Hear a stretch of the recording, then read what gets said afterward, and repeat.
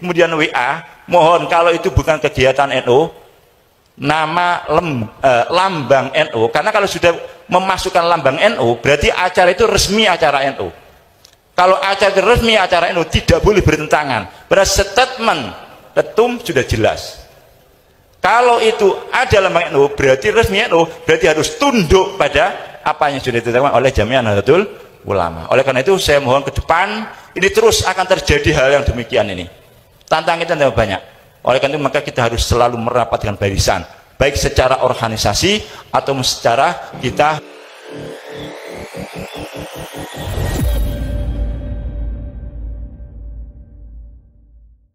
Mohon maaf karena ini isu yang juga berkembang saat ini, yang salah satunya mengacak-ngacak apa yang sudah mapan menjadi akidah bersama adalah salah satu nasab Ba'alawi. Mohon maaf karena ketum ini sudah 2 kali menyampaikan statement berkaitan dengan Ba'alawi. Jadi menurut ketua PBNU di Jamiah Nahdlatul Ulama sudah bisa dikatakan ijma, mereka semua para kiai-kiai kita mengakui terhadap nasab Bani Ali Ba'alawi seluruhnya. Kenapa ini saya akan sampaikan? Kalau ini dibiarkan, orang yang mengacak-ngacak ini kita biarkan, maka ini akan mengakibatkan runtuhnya akidah kita, runtuhnya pegangan kita. Hampir dikatakan seluruh sanad ilmu dari masyayikh Jamiah Nahdlatul Ulama itu adalah mengarah pada Sayyidina Ali Ba'alawi. Kalau kemudian ini diteruskan, berarti kredibilitas mereka akan diragukan. Ada sabda Rasulullah, man intasaba ila ghairi abihi fa alaihi laknatullah. Siapa yang mengaku nasab pada selain ayahnya, maka dia akan mengarah mendapat laknat dari Allah Subhanahu wa taala.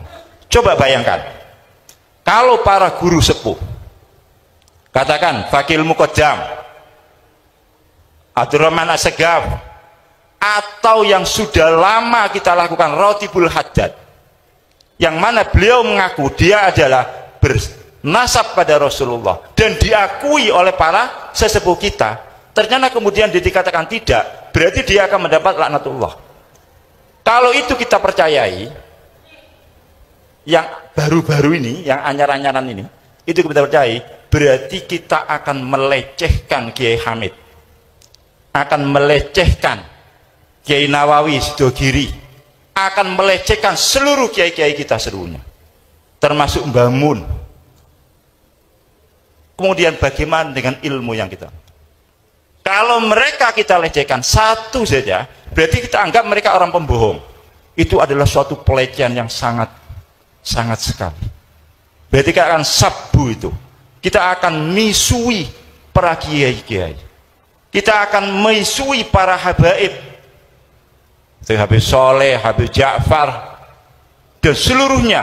Bahkan kita akan misui Abdullah Al-Haddad sendiri yang rotibnya kita pakai. Kita akan misui Habib Ali Al-Habsyi, simtuduronnya yang kita pakai. Kita akan mengisi Habib Abdul Qadir yang membawa rutinan khatmul Quran yang jenengan pakai itu, ada Ramadan itu tradisi Siwun, itu bukan tradisi Amerika, itu tradisi Siwun. Kalau di Hadrami di Tarim tidak ada, di Siwun yang ada tradisi seperti itu. Itu yang membawa Habib Abdul Qadir. Apakah mereka kita tuduh mereka bohong? Kalau kita tuduh mereka bohong karena dia mengaku, kalau kita mengikuti pendapat yang sekarang lagi diviralkan itu, maka kita akan mengatakan dia bohong. Kiai-kiai kita berarti juga kita katakan kiai bohong. Berarti kredibilitas NU-nya sendiri akan turun. Itu terang, kami pernah dulu gara-gara ada orang mengatakan Mbah Hasyim itu salah dalam menetapkan NU harus mengikuti mazhab 4. Ini berarti kan juga sama. Orang ini akan merusak tatanan NU. Maka kami dibentuk tim. Waktu itu masih ada Kiai Ghafur, masih ada Kiai Ja'far Shadiq. Saya diminta untuk menjadi tim untuk melawan ini. Ya sama sekarang ini. Cuman ini di arah yang lain. Maka saya sangat sependapat dengan Rois Surya Kendal yang statement, kalau ini dibiarkan itu akan merusak pada sendi-sendi Jamiah Nahdlatul Ulama. Ketum sudah 2 kali ini statement keras sekali dalam menyikapi permasalahan ini. Oleh karena itu kami mohon seluruh warga Jamiah Nahdlatul Ulama, sudahlah, mari kita kembali fasallim li ahlillah. Kiai Hamid, Habib Soleh, Kiai Ahmad Jufri, Kiai Nawawi itu ahlullah semuanya. Kita jangan mengedepankan akal yang cuma picek, ya, akal yang sedikit, tahunya cuma 1 kitab 2 kitab, ngomongnya kayak macam-macam. Kita serahkan pada ahlillah. Kita nggak tahu dalilnya istighosa itu bagaimana. Kita nggak tahu dalilnya manakipan itu benar atau tidak. Kita tidak tahu dalilnya tahlilan itu benar atau tidak. Tapi kita ngikuti aja lah, kan ini adalah amalan-alaman para as-salafun soleh, termasuk dalam hal ini. Walaupun kalau saumpamalah kita menjadi orang yang terbuka mata kita tidak usah terlalu jauh mikir dalil dan sebagainya, kitab dan sebagainya. Apa yang difahami oleh Kiai Hamid, apa yang dipahami oleh para sesepuh kita, ya sudah itu. Apakah kita mau mengatakan mereka bohong? Apakah kita mau mengatakan para sesepuh-sepuh kita bohong? Apakah kita mau mengatakan Habib Lutfi itu bohong? Bagi orang-orang yang katanya torekot itu. Mau nggak? Berani nggak kita mengatakan menuduh Habib Lutfi itu bohong? Atau kita mengatakan Bamun itu bohong? Atau Sayyid Muhammad Alwi, Musnidul Ummah, itu bohong?